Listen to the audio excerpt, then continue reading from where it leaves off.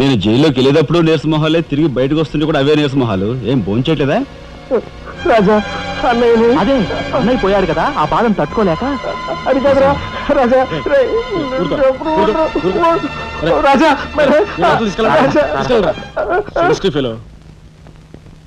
ఉంటాను సార్.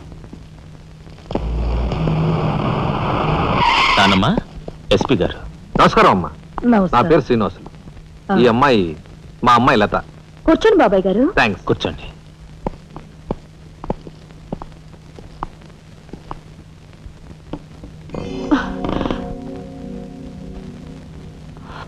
బాబు గారు, తమరు ఎందుకు వచ్చినట్టు?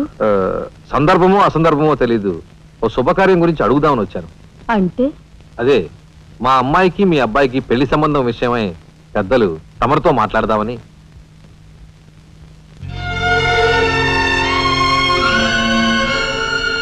మా అమ్మాయి మీ అబ్బాయి అంటే ఇష్టపడుతుంది. మరి మీ అబ్బాయి ఏమంటాడో? నాకేం అభ్యంతరం లేదు.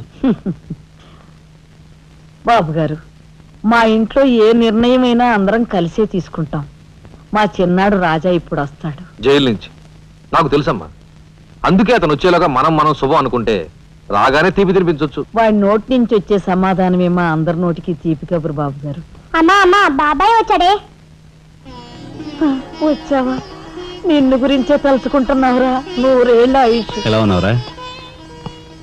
ఎస్పీ గారు, కొంచెం అలా పక్కకు వస్తారా? మనం ప్రైవేట్గా మాట్లాడుకుందాం. Why not? షూర్. పద బాబు.